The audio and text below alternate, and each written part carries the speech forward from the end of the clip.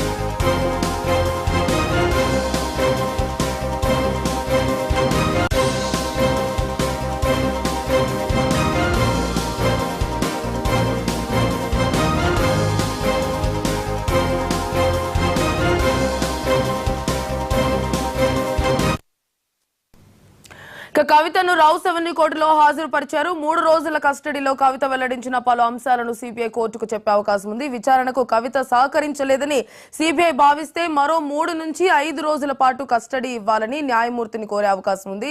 గతంలో ఈడీ కూడా కవితను 2 సార్లు కస్టడీలోకి తీసుకుని విచారించింది. ఇప్పుడు సిబిఐ కూడా మరోసారి కస్టడీకి తీసుకుంటుందా లేదా అనేది ఉత్కంఠగా మారింది. సిబిఐ కస్టడీకి కోర్టు అంగీకరిస్తే కవితను మళ్లీ సిబిఐ హెడ్ ఆఫీస్ కు తరలించనున్నారు. ఇదే అంశానికి సంబంధించి పూర్తి డీటెయిల్స్ మా క్రైమ్ బ్యూరో చీఫ్ మధు అందిస్తారు. మధు,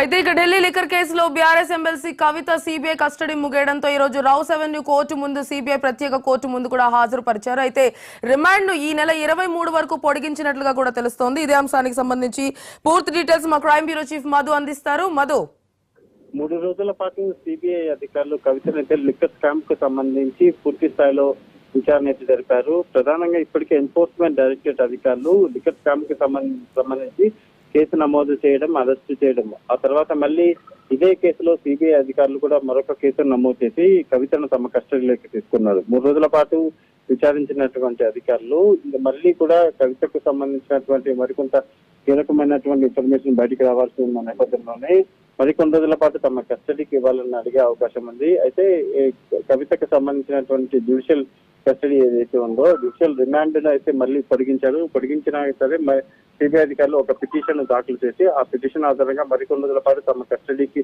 ఇవ్వాలంటే కూడా అడిగే అవకాశం ఉన్న నేపథ్యంలోనే ఇక రానున్న రోజుల్లో మాత్రం లిక్కర్ స్కామ్ సంబంధించి ఒకవైపు ఈడీ, మరోవైపు సిబిఐ అధికారులు ఈ 2 శాఖలు ఇప్పటికే ఈ కేసు పైన కీలకమైనటువంటి వివరాలన్నీ కూడా రాబట్టారు. మరికొంత కీలకమైనటువంటి ఆధారాలు ఏవైతే ఉన్నాయో వాటన్నిటిని కూడా సేకరించినటువంటి అధికారులు రానున్న రోజుల్లో మరికొంతమందిని అరెస్ట్ చేసే అవకాశం ఉన్న నేపథ్యంలోనే నెక్స్ట్ ఇప్పటికీ ఈ కేసుకు సంబంధించి తెలుగు రాష్ట్రాలతో పాటు ఢిల్లీ సీఎం కూడా అరెస్ట్ అయినటువంటి వ్యవహారం అనుకుంటాం. మరి ఇంకా నెక్స్ట్ ఎవరు అనేది ఇక్కడ బయటకు రావాల్సినటువంటి విషయం. ఇప్పటికే కవితకు సంబంధించినటువంటి కొంత కీలకమైన సమాచారం, ఆమె వాడినటువంటి మొబైల్ ఫోన్స్, అదేవిధంగా వాడినటువంటి వాట్సాప్ చాట్ హిస్టరీతో పాటు కొన్ని ఫోన్లను కూడా స్వాధీనం చేసుకున్నటువంటి అధికారులు వాటిని విచారించే పనిలో పడ్డారని చెప్పవచ్చు. వాటి నుంచి డేటా అంతటిని కూడా ఇప్పుడు మళ్ళీ బయటికి తీసి ఆ డేటా ప్రకారంగా మొత్తం డబ్బులు ఏవైతే ఉన్నాయో జరిగినటువంటి ట్రాన్సాక్షన్స్ లో ఈ కోట్లాది రూపాయల డబ్బులన్నీ కూడా ఎక్కడి నుంచి తీసుకొచ్చారు, ఆ డబ్బుల్లో ఉన్న ఎవరు తీసుకొని వచ్చారు, ఎవరికి ఇచ్చారు, మొత్తం బ్లాక్ మనీని అంతటిని కూడా ఎలా సరఫరా చేశారు, ఎందుకంటే ప్రత్యేకమైనటువంటి విమానాలు ఉపయోగించారనే అనుమానాలు ఉన్న నేపథ్యంలోనే నెక్స్ట్ వాటన్నిటికి సంబంధించి అంటే కేసుతో సంబంధం ఉన్నటువంటి ప్రతి ఒక్కరిని, అదేవిధంగా జరిగినటువంటి ట్రాన్సాక్షన్స్ వాటన్నిటి మీద కూడా పూర్తి వివరాలు రాబట్టాల్సిన నేపథ్యంలోనే నెక్స్ట్ ఏం జరగబోతుంది ఢిల్లీ లిక్కర్ స్కామ్ అనేది చాలా కీలకంగానే మారిందని చెప్పచ్చు. అయితే మధు, ఈ 3 రోజుల పాటు సిబిఐ కస్టడీలో కవితను విచారించినప్పుడు కవిత వెల్లడించినటువంటి విషయాలను మీడియాకి వివరించడం జరిగిందా, లేక ఆ విషయాలు ఆధారాలన్నింటినీ కూడా ఏదైతే అంశాలు ఉన్నాయో అవి గోప్యంగానే ఉంచడం జరిగిందా?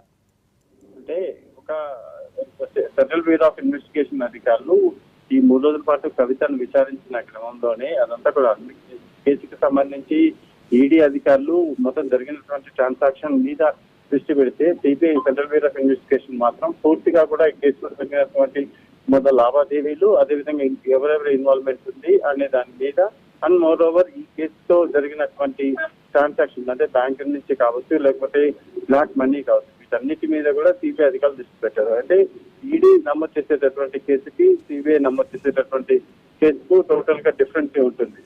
ఈడీ అధికారులు కేవలం ఒక పరిమితి వరకు మాత్రమే వాళ్ళకు అనుమతి ఉంటుంది, కానీ సిబిఐ అధికారులకు మాత్రం అలా కాదు. వాళ్ళు పూర్తిగా స్థాయిలో ఏ విధంగా అయినా సరే విచారించవచ్చు, ఆ విచారణలో ఎవరైనా సరే ఇన్వాల్వ్మెంట్ చేయొచ్చు.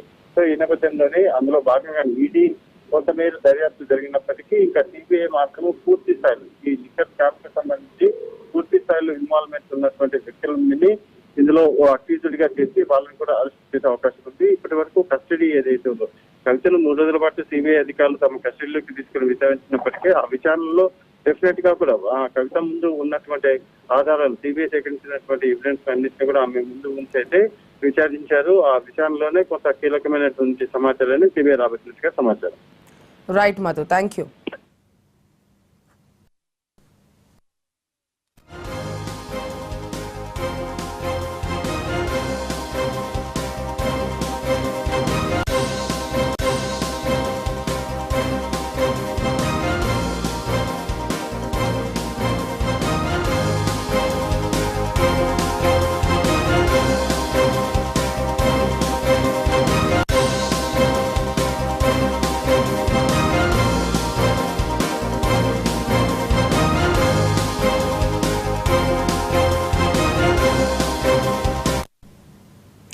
ఢిల్లీ లిక్కర్ కేసులో బీఆర్ఎస్ ఎమ్మెల్సీ కవిత సిబిఐ కస్టడీ ముగియడంతో ఈ రోజు అధికారులు రౌస్ అవెన్యూ సిబిఐ ప్రత్యేక కోర్టు ముందు హాజరుపరిచారు.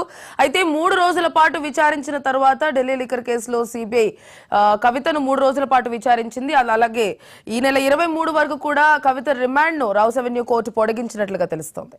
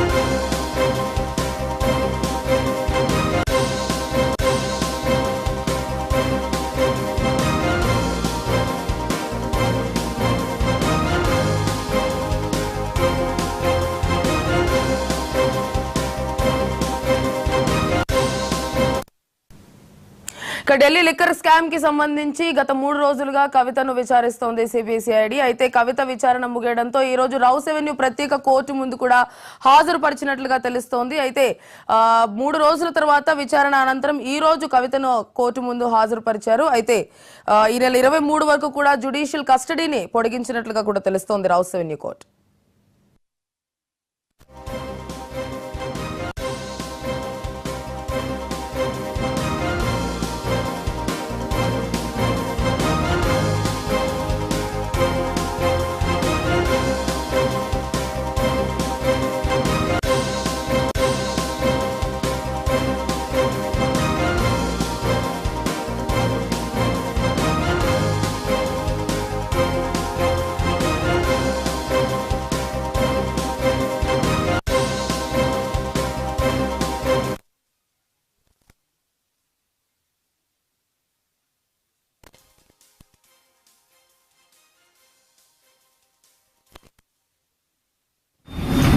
అక్కడ మాట్లాడు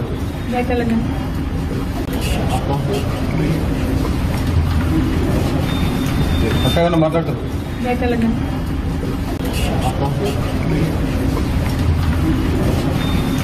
అక్కడ మాట్లాడు